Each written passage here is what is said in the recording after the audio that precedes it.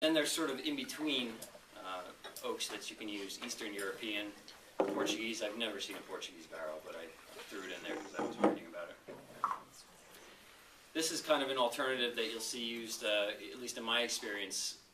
It sort of substitutes for French oak. It's not as powerful in its aroma contribution as American oak, and it's not as expensive as French oak. So a lot of times winemakers will substitute part of their new French oak regimen using European oak. It's kind of a cost savings without getting some of those vulgar flavors that you might not want from American oak. So do you see the difference? Everybody have them now? I'd actually like to get some. Stolen your glasses. Still that's.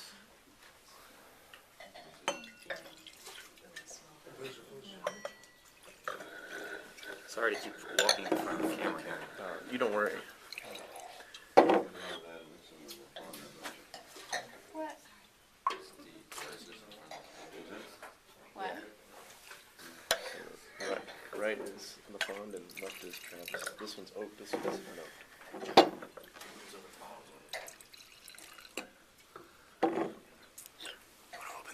Real quick before we throw out some descriptors and I ask you guys what you think here.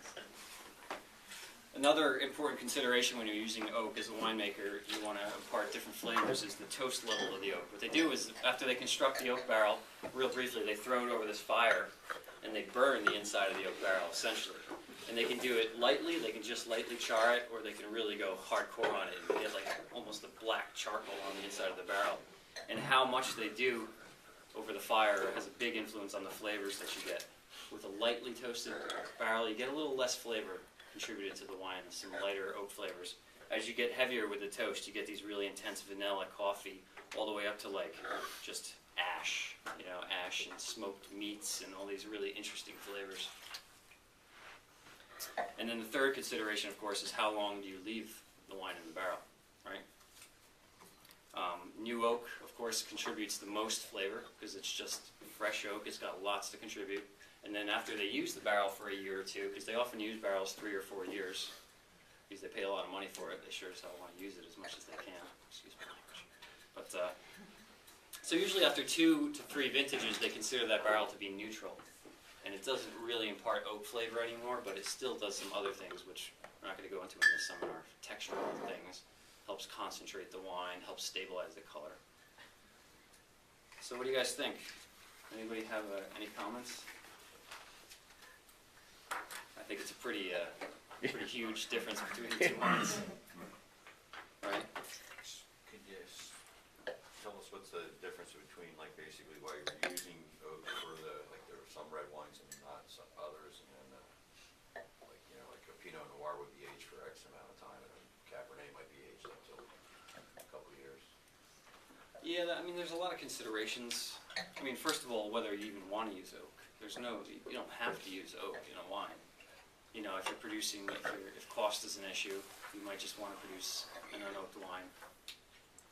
What the oak does, apart from imparting flavor, is it stabilizes color. It softens the wine. It softens the tannin. It adds tannin because oak has natural tannins. All plants, plant sources have tannin, polyphenols. It's a natural thing in plants and wood. So you get tannin from wood. You get concentration in a barrel. This is something people don't often think about. Wood is porous, so you put wine in a barrel. A month later, you pull the bung out of the bunghole, and there's less wine. And where did it go?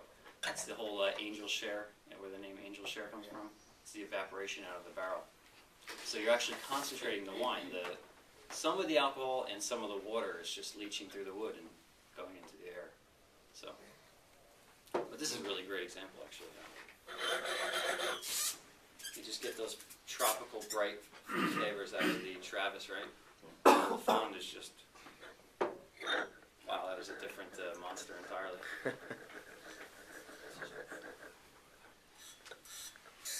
You see, you get those creamy, buttery, creamy vanilla sort of flavors. All right, let's do a little market survey here. Who prefers the Travis? Let's see. Mostly the old school geeky wine guys. And everybody else likes the Lafon, right? I'm going to confess I like the Lafon better. I'm just a fan of Oaky Chardonnay, and it's a little dirty secret of mine. It is. Would you like, John? I'll just try this. Did you? He's a geeky old I guy. can't drink wine. Although I do see the market value of the wine. All right.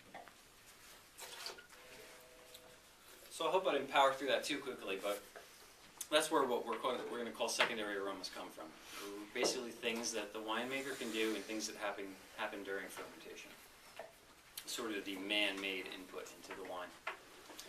The next thing we're going to talk about is the tertiary aromas, in which we defined before as aromas that are derived from the aging. Once it's in the bottle, everybody knows people lay wines down and age them. Not so much anymore, but traditionally, everybody thinks, oh, that one, how long can this wine age? People like to ask things like that.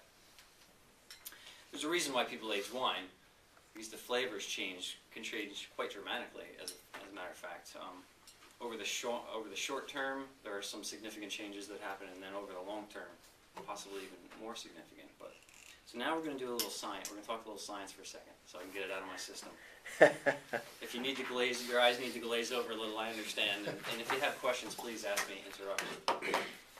I'm going to try and do a real simple graphical representation of what we're talking about here. The thing to keep in mind is that wine is a living organism. It really is. It's one of the few truly natural products that we have, that we drink. You think about orange juice, it's pasteurized. It's basically been killed of all its natural components. It's just a sort of a dead product that was once natural, right? Juices on the market, soda, forget it. Soda's made in the laboratory. I should know. But wine is really a natural thing. It was grown on a vine, it was put into a bottle, and it's not dead once it's in the bottle. It's got potentially a long life ahead of it, and it's a universe of molecules and reactions taking place. So it's a really complicated thing. But there are a few things that we kind of know based on some of the science, because UC Davis really loves to dig deep down into this kind of thing. Not that it really does any good to us out on the street as salespeople, but I think it's interesting to go over and sort of just say, hey, why does a wine change? I think Chad touched on it a little bit when he talked about esters in his presentation, but we're going to do a little bit more. We're going to start with, there are three things I highlighted here where flavors come from in an aged wine. The first one is release of flavors that were already there, present in the fruit.